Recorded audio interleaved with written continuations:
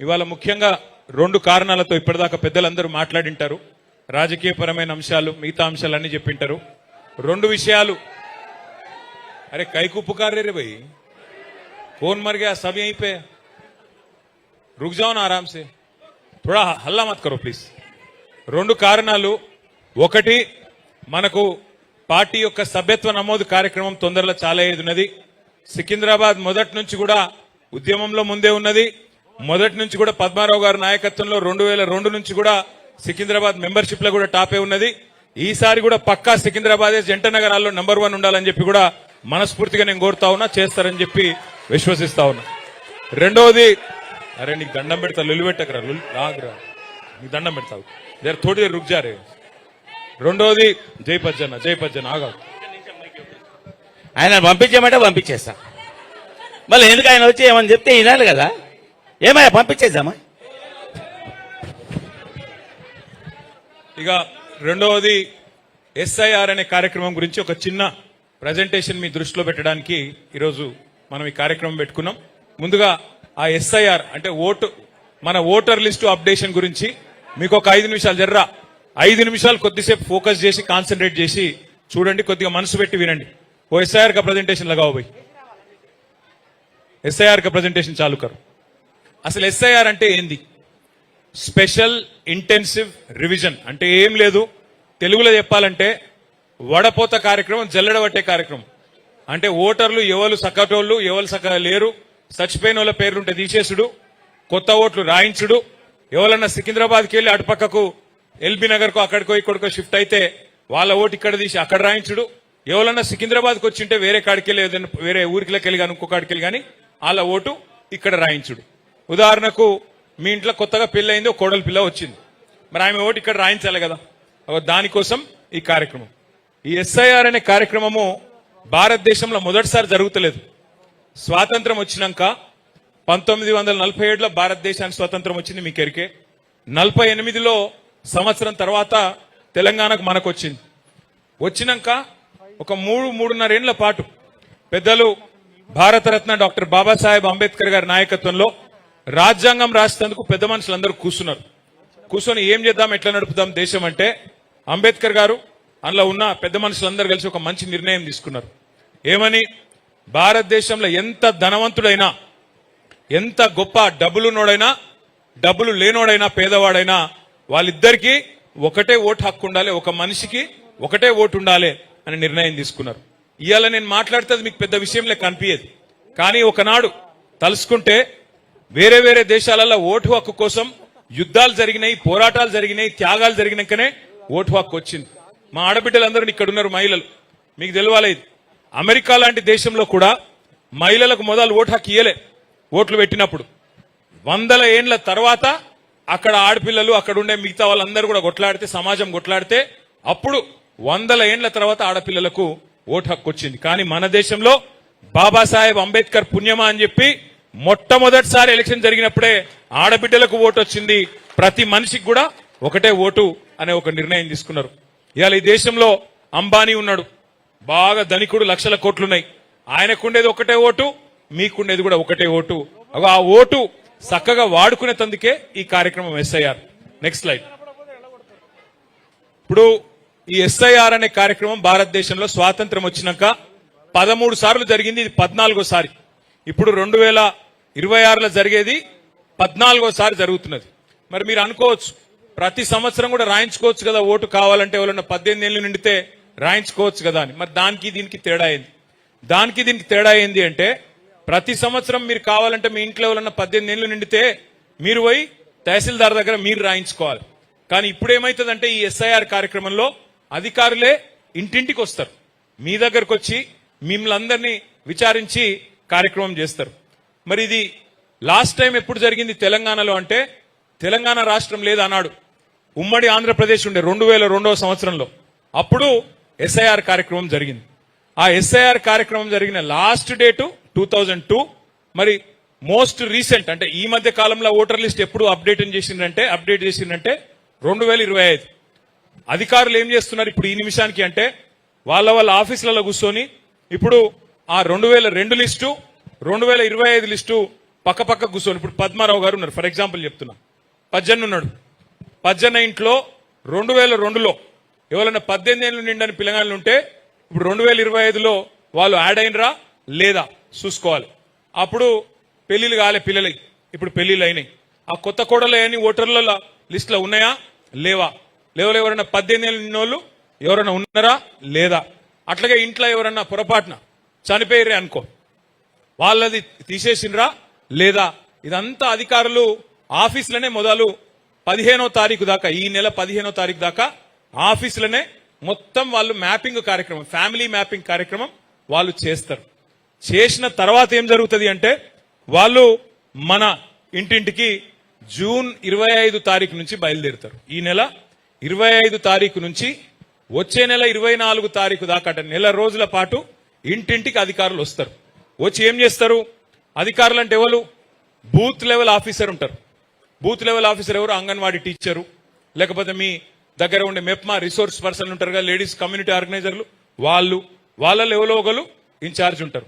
మనమేం చేసినామంటే పద్మారావు గారి నాయకత్వంలో మీకు ఎన్ని బూతులు ఇచ్చాయిడా కాన్స్టిట్యున్సీ? బూత్లు ఎన్ని?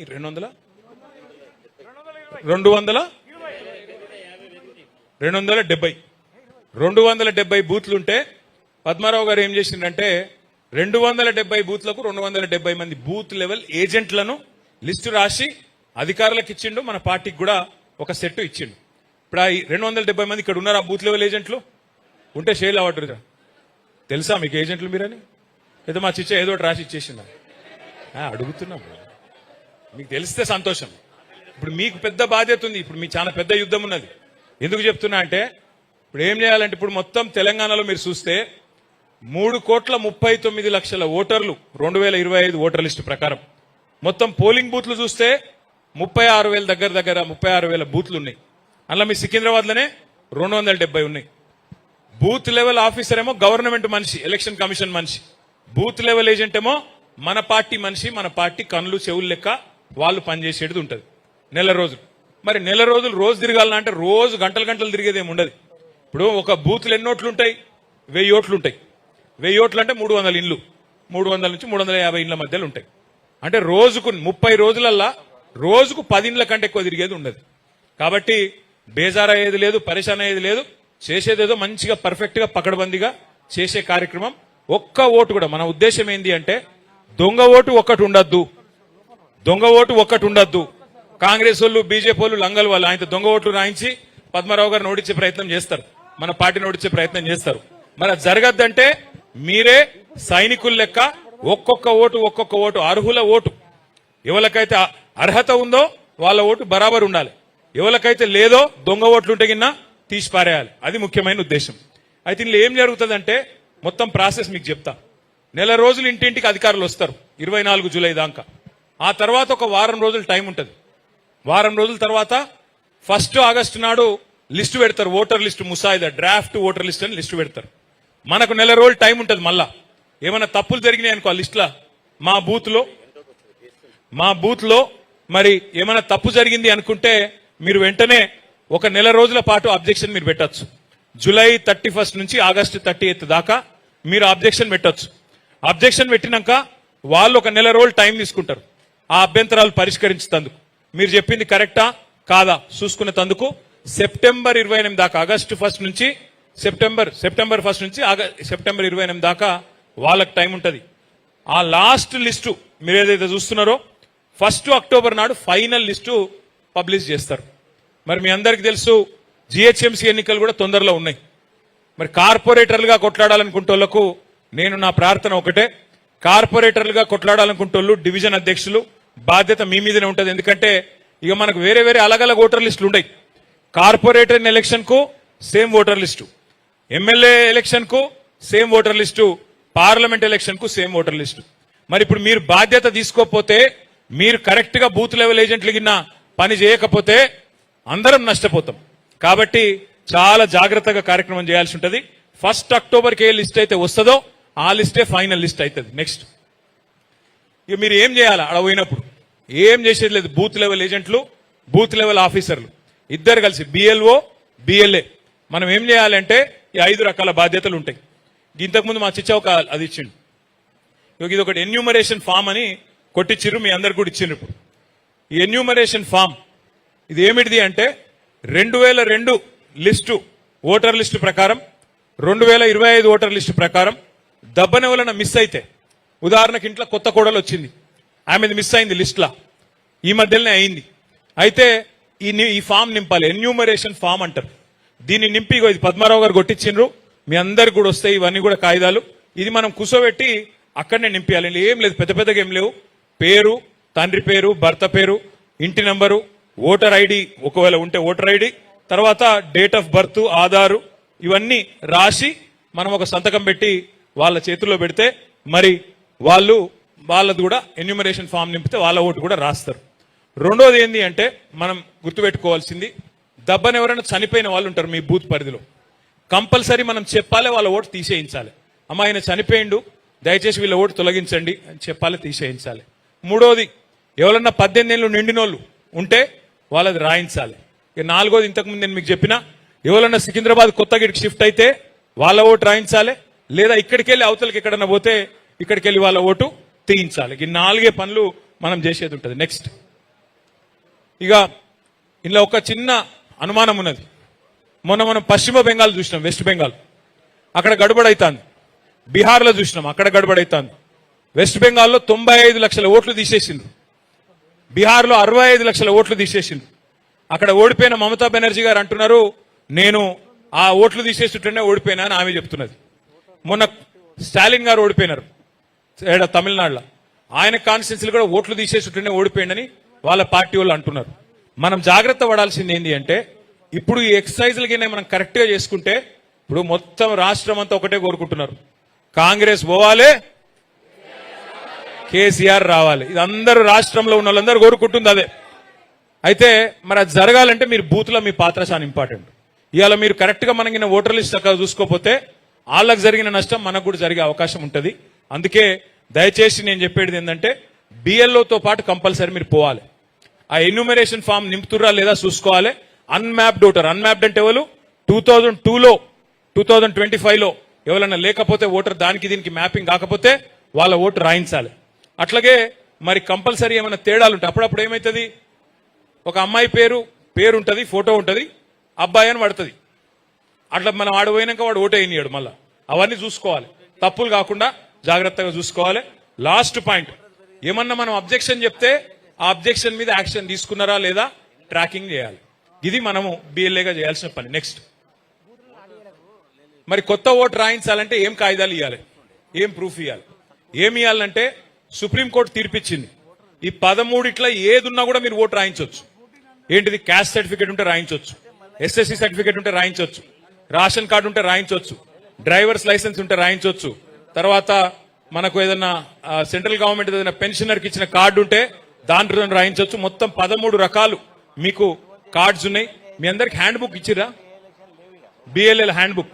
ఆ హ్యాండ్ బుక్ లో ఒకసారి చూపెట్టారు, అందరికి వచ్చిందో లేదో. హ్యాండ్ బుక్ లో మొత్తం వివరాలు ఉన్నాయి, ఇందులో మొత్తం వివరాలు ఉన్నాయి, మీరు చూసుకోవచ్చు. ఇప్పుడు నేను చెప్పేది మొత్తం అందులో ఉంది, అలా దయచేసి మీరు చూసుకోవాలి. నెక్స్ట్ ఇది చాలా ఇంపార్టెంట్, ఇది ఒక్కటి చూడండి, చాలా ఇంపార్టెంట్. మొన్న జూబ్లీ సెలక్షన్ అయింది, మనం కొద్ది ఓట్లతో ఓడిపోయినాం. ఎందుకు ఓడిపోయినామని తర్వాత చూస్తే నేను మన శ్రీనివాస్ యాదవ్ గారు బాగా దాన్ని జల్లెడబట్టి చూసినాం. చాలా దొంగ ఓట్లు, డూప్లికేట్ ఓట్లు ఉండే జూబ్లీహిల్స్ లో. ఇప్పుడు ఇక్కడ ఒక ఎగ్జాంపుల్ నేను జూబ్లీహిల్స్ ఓటరే చూడరు, ఇది మీరు ఆ స్క్రీన్ చూడండి ఒక్కసారి. ఒక అమ్మాయి ఉంది, ఆ అమ్మాయి పేరు ఏ లావణ్య, భర్త పేరు శ్రీనివాస్.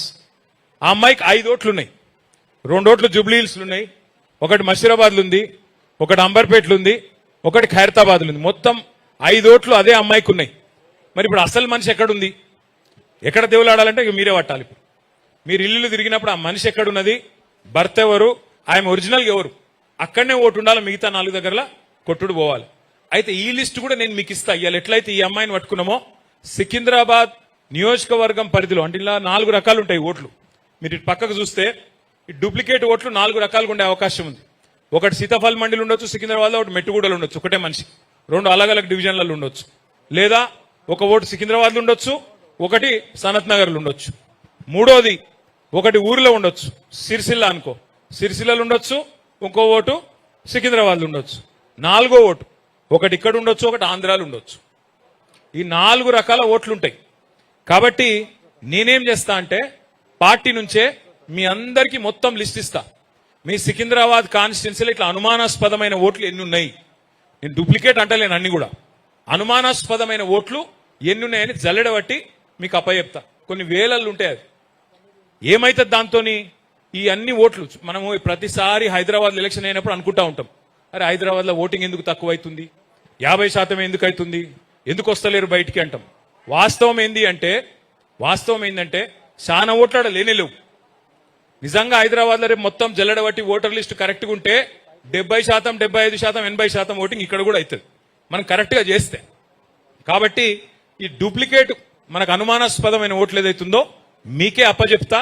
మీరు కంపల్సరీ ఇల్లు తిరిగినప్పుడు జల్లెడబట్టి తప్పకుండా దాన్ని కూడా పట్టుకోవాలని చెప్పి నా రిక్వెస్ట్. ఇక లాస్ట్ స్లైడ్ మీకు 2 ఇచ్చిండ్రు. ఒకటి హ్యాండ్ బుక్ అని ఇచ్చిండ్రు, ఇప్పుడు మీరు చూపెట్టిరు నాకు. రెండోది వర్క్ బుక్ అని ఇస్తారు మీకు. వర్క్ బుక్ అంటే ఏంది, మీ పరిధిలో మీ బూత్ లో ఉండే 1000 ఓట్లు అలా అనుమానాస్పద ఓట్లు ఏంది అది కూడా మీకే పార్టీ ఇస్తుంది. మీరు చూసుకోవాలి, అడవైనప్పుడు టిక్కు పెడతా ఉండాలి, ఎవరు కరెక్ట్ ఎవరు కరెక్ట్ లేరు టిక్కు పెట్టుకొని జాగ్రత్తగా ఈ కార్యక్రమం చేయాలి. మీరు ఎంత బాగా ఈ కార్యక్రమం చేస్తే అంత పెద్ద మెజారిటీతో మళ్ళీ గులాబీ జెండా సికింద్రాబాద్ లో ఎగురుతుంది. కాబట్టి చాలా చాలా చాలా చాలా ఇంపార్టెంట్ కార్యక్రమం ఇది. Last slide. నెక్స్ట్ ఒకటే మాట ఎస్ఐఆర్ గురించి చెప్పాలంటే, ప్రతి ఓటు చాలా విలువైంది. ఏ ఒక్క ఓటు కూడా మిస్ కావద్దు. ప్రతి ఓటు విలువైంది. నా బూత్ నా బాధ్యత, నా పోలింగ్ బూత్ నా బాధ్యత, మేరా బూత్ మజ్బూత్, అది స్లోగన్ తోని మనందరం గట్టి కొట్లాడితే బ్రహ్మాండమైన ఫలితం వస్తుంది. ఇక రెండో మాట, నేను ఎక్కువ టైం తీసుకోను, మెంబర్షిప్ కార్యక్రమం కూడా ఇదే నెలలో చాలా అవుతున్నది. ఈసారి మొత్తం డిజిటల్ పద్ధతిలో చేస్తున్నాం. డిజిటల్ అంటే మనకు ఫోన్లో యాప్స్ వాడతాం కదా, స్విగ్గీ గిగ్గి, గట్లనే మీకు ఈసారి ఒక యాప్ ఇస్తాం. ఆ యాప్ ఇంట్లో కూర్చొని రాసేది లేదు. శ్రీనివాస్ యాదవ్ సాబ్ ఇప్పటికే చెప్పింటాడు, పజ్జన్న కూడా చెప్పింటాడు. ఇల్లుకు పోయి మనం ఫోటో తీసుకొని, ఎవరైతే మన కార్యకర్తలు అవుతుండ్రో ఫోటో తీసుకొని బ్రహ్మాండంగా వాళ్ళ వివరాలను ఎక్కించుకొని, మొత్తం మీరు ఎక్కించే అవసరం కూడా లేదు. అందులో కేవలం ఫోన్ నంబరు ఫోటో మీరు ఎక్కిస్తే చాలు, మిగతా అన్ని ఆటోమేటిక్ గా ఓటర్ ఐడితోనే వచ్చేస్తాయి. కాబట్టి మీరు ఎక్కువ శ్రమ లేకుండా 2 నిమిషాల్లో ఒక మనిషిని చేసుకోవచ్చు, మెంబర్షిప్ చేయొచ్చు. దీంతో లాభం ఏంది, ఫాయిదా ఏంటంటే ఒకటి ఇప్పుడంతా సోషల్ మీడియా ప్రపంచం ఉన్నది. అవతల నిజంగా మనిషి కరెక్టా కాదా తెలియాలంటే ఆ ఫోన్ నంబర్ కరెక్ట్ ఉందా లేదా అప్పటిదప్పుడు మనకు తెలిసిపోతుంది. చాలా లాభం ఉంటుంది. దీంతో భవిష్యత్తులో కూడా మనకు ఉపయోగం అవుతుంది. మీ అందరికీ ఈసారి మంచి బ్రహ్మాండమైన ఫోటో ఐడి కూడా తయారు చేసినాం. మా తమ్ముడు తలసాని సాయి కిరణ్ మంచి ఫోటో ఐడి కూడా తయారు చేయించిండు.